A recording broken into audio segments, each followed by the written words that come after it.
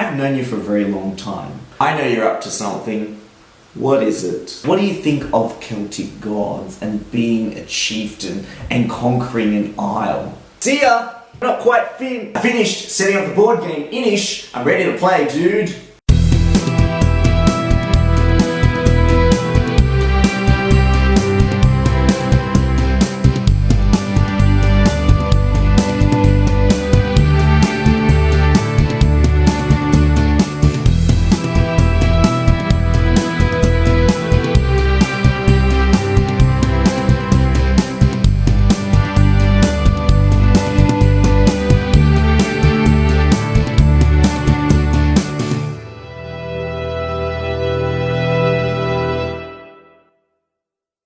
Inish is a brand new game by Matagot where players take on the role of chieftains as they lead their clans across the oceans as they find new land in the form of a new island where players try to gain deeds, build sanctuaries, build citadels, and ultimately clash with other rival clans in order to try and gain the crown and thereby being the ruler of the island. Inish is a game designed by Martinez. It's published by Matagot Games. It's designed for 2 to 4 players. It's an area control card drafting game, and each of these coloured figurines represents a clan. Players take the clan figurines that match the colour that they've chosen to play with. There's something quite Irish about these figure sculpts. There are 3 main victory conditions that allow players to win. Players need to meet at least one of these victory conditions. One of the key winning conditions is that players occupy territories with at least a combined total of 6 sanctuaries. If I'm playing as the green player, my pawns occupy the cove, meadow and valley, which have a total of 6 sanctuaries altogether. Another win condition is to be chieftain over 6 or more opposing clans. So if I'm in this particular territory, I'm the green clan, I'm chieftain over 3 guys here. In here, I'm chieftain over 2 clans, and here I'm chieftain over 1 clan. The third win condition is you just have to have your clans in at least 6 territories. You don't need to satisfy all 3 conditions in order to win the game. In fact, you only really need to satisfy 1. But satisfying more than 1 increases your chances of winning the game. When you satisfy 1, you get this pretender token, which is like a fake little cardboard crown, which kind of makes you look like a little bit of a goofus because you're gloating saying, well, I'm about to win. What are you going to do to stop me? And all the other players are going, he's going to win. We need to stop him. And then you go, ha ha ha, as if you're going to win. I've got this game hands down. And then they say, well, maybe I will also claim that I've won. And then they start gloating, and then you look at them and you go, well, only I'm allowed to gloat around here. So then it becomes a battle to see who has the most win conditions. You might be asking, well, if 2 people say that they're going to win the game, who actually wins? Well, if one of them says, hang on a minute, I have control of the capital city and I am the Bren, then I have the greatest chance of winning. Until you realize at the end of the round, the other player may have just gained control of the capital city, and then you're forced to give the Bren over to the other player, and then they're saying, ha ha ha ha, who's gloating now? And whoever has the Bren will break the tie and they will win.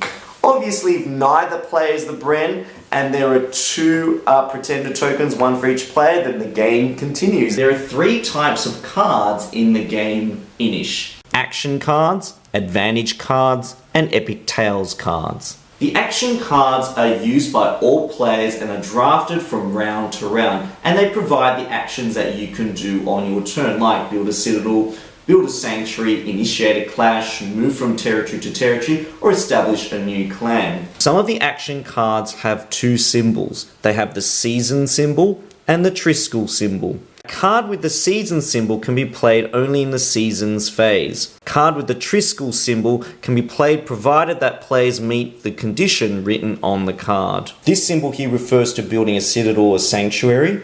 This symbol refers to adding a clan. This symbol refers to initiating a clash. And this symbol refers to moving from one territory to another. Cards with the number 4 written in the corner are only used in a 4-player game. The advantage cards are only used by the chieftains who control particular territories in the game. So, for example, in this card, if you control the Highlands, or if you are the chieftain of the Highlands, you gain this advantage card, which you'll be able to use in the season phase of the game. The Epic Tale cards are inspired by the Celtic gods. They provide players with extra bonus effects in the game and inspire them to accomplish various feats. Each of the cards is illustrated thematically based on an Irish Celtic legend. To set up a game of Inish, set out tiles on the space in front of you equal to the number of players playing the game. When players place a new territory, they always place it adjacent to 2 other existing territories. Place the matching territory yellow advantage cards face up on the space next to the board. Assign the Bren to a random player. The Bren chooses one of the territories to be the capital and places the capital model and sanctuary model in that territory. Flick the Flock of Crows token to determine the drafting and turn direction. Starting with the Bren, players then place their figurines until each player has 2 clans somewhere on the board. Playing Inish is relatively simple. First of all, you see who's controlling the capital, and the person with the most clans obviously becomes the Bren. Then you see if anyone's won the game. Well, no one's met any of the victory conditions or got pretender tokens in front of them. You look at each territory. Whoever has the most number of clans in each territory gains that advantage card into their hand. Then you flip the Flock of Crows token and see which way you're going to be drafting. Then the Bren deals out the action cards and then you draft. Well, if there's a draft in here, I'll go and close the window. In a 3 or 4 player game, players have 4 cards, whereas in a 2-player game, players will have 3 cards, and then they will draft, and then they'll deal out another 3 cards again, thereby ending with 6 cards altogether. In a 4-player game, what you would do is remove one of the cards from play, then deal out 4 cards to each player. The players then pick up their hand of cards, and then, in an interesting twist to the drafting mechanism, you choose one to keep in your hand and choose 3 to pass on to the next person. Once you've received the 3 cards, you then look at your hand and then you would choose 2 to keep and then pass 2 on. Now what's different about this draft is that that card you initially held onto, you may not want that card anymore. In other drafting games, you wouldn't be able to change your mind. So you take 2 cards that you want. I might choose the Explore and the Bard card and then pass these 2 cards on. You then choose 3 cards to keep and then 1 to pass on, and once again you can change your mind. You might not want the Explore card. Then once you receive your last card, that will be your hand. In the season phase, the player who is the Bren plays first by playing a season card from their hand. After that, players in subsequent turns can either play season card, pass, or take a pretender token if they're announcing that they've satisfied at least one of the 3 victory conditions. Skill effect cards are really good for providing answers to actions that other players either try to gain a bonus from or actions that are targeted against you. Often when you're talking about a clash. When players want to initiate a clash, the players will need to play an action card that has the clash symbol on it. I know we've been friends for a very long time, but I want to fight you. Alright, if you have to. Oh, I think I changed my mind. Let's say the green player played this action card to initiate a clash by moving one or more of your clans from the chosen territory into one or more adjacent territories, and then they started to attack these 3 clan members. First of all, what you would do is look at how many citadels are in the actual territory. Then you would look at the direction of gameplay. Starting in turn order with the player next to the person who instigated the clash, they then occupy these spaces on the actual citadels, and these 2 clan members are now protected. Because there were not enough citadels for all of the 3 remaining players, this player missed out. So now this player is exposed, and these guys can now come in and attack. I guess it's now time for me to resolve the combat. Where's the dice? You don't need those dice. Guess we don't need these dice anymore. dude, don't throw those out. We need those dice when we play Magic. I meant, in this game, you don't need any dice to resolve the combat. There are 3 things she could do. Withdraw, or if she chooses to respond to the attack, she can sacrifice her clan member, or she can discard another action card. Then the orange player would essentially have to look at their hand of cards and go, well, do I want to lose my orange clan character, or do I want to sack a card and keep her around? Decision. She might say, well, I will actually discard a card. She can then say, well, I'm going to attack you, green guys, back. Then the green player will have to look at their cards and go, well, do I want to lose a guy or discard an action card from my hand, thereby preventing me from doing anything exciting later on? Well, I'm going to sack one of my clan guys. Let's say the green player said, well, I'm going to continue attacking. I have the numbers. I'm going to attack you. Well, she says, I'm going to flee and withdraw into a neighboring territory. There's chieftain in this territory here, so she can retreat into that area. Green has claimed control of the valley territory.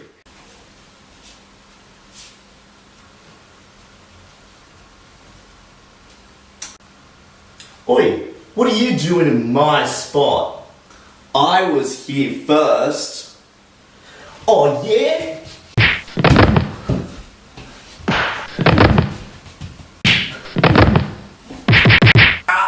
Round ends when all players pass. And so thereth at the end of the legend, the player who meets the most victory conditions first, and in case of a tie is the Bren, they win the game and they claim ownership over this entire island. A common question that will come up with this game is whether this game is suitable for 2 players. I would hands down say a resounding yes, because the variant rules hone down the action card selection deck for 2 to 3 players. The fact that you're only using 13 out of the 17 cards, so every card that you use is functional in it. The board still feels really tight and you can choose to expand if you want to. The Citadel becomes a much more contested location because if you have the Bren token and you satisfy one of the win conditions, it can make your victory that much more pleasant. There's a lot of things that I love about Inish. And I think it is one of the better area control board games that are out there that are easy to learn, but also have a lot of strategic options and a lot of avenues for winning. There is not a single coin, single die, or single victory point chip seen in sight. This game is won by meeting victory conditions. It is more played in real time where you can see how far every play is progressing along meeting those conditions and how quickly the ebb and flow and impact of this game can change. And I love the drafting tweaks that they've made to this game. And I think that being able to hold on to a card and not actually placing it down and changing your mind is such a fantastic change to a drafting mechanism that is used over and over again. Hold on to a card, pass the cards along, and then look at the next set of cards and go, oh, hang on a minute, I don't think I need this card anymore, I might do this. That you can change your mind when you're drafting, and the fact that you can do it all the way until you get that very last card is excellent. Choosing to clash is often a very timed thing to do. Being able to time it and thinking about whether your opponent has answers for those clashes, and that's where these Triskel effects come into play so well, is that once you think you have those players under your thumb, the other player has a Triskel effect, especially in the combat. Being able to choose to burn a card instead of sacrificing one of your players is a decision that you make, and it's not controlled by some random roll of the die. I really love the tile placement aspect in this game and the fact that each territory has its own theme. There's a lot of scope here for replayability because of the varied ways that tiles can work together. The fact that if you have different player counts, you can get more actions or different actions. Epic Tales deck that just has all these other abilities. You've got these advantage cards so that you won't see every territory on every game. Your role of the Bren really makes a huge difference to the end game. So not only do you have to try and spread your troops out to try and control several territories, but the fact that you need to make sure you're keeping an eye on that territory with the capital city in it is under your control, because if you do end up with a tie, this is what's going to help you win. The size of the cards themselves are huge. The tiles beautifully crafted. Even the front cover is so trippy when you look at it. I just think Jim Fitzpatrick's artwork is phenomenal. And first of all, the only random element in the game is flicking the direction of the draft. And I think that doesn't really have too much of an impact. It only comes down to the certain players that you have in your group and whether they like to hate draft or not, but I think that's part of the fun of the game. When players are introduced to this game for the first time, players may need a little bit of an introduction to some of the action cards so they know what they can do on their turn and which cards are good for what situations,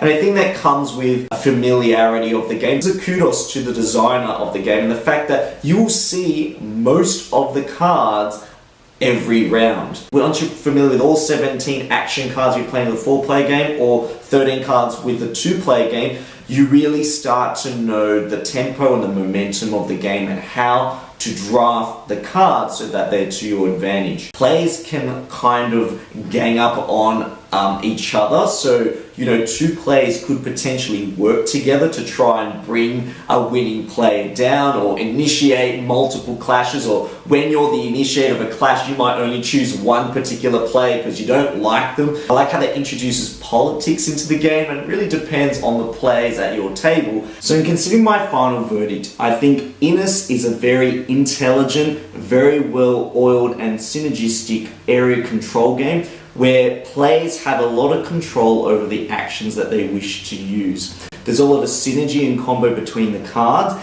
and the actual area control mechanisms are very well thought out, and there's a lot of intuitiveness to the systems that are used here in this game. Thank you for joining me for another board game review at Board Game Sanctuary.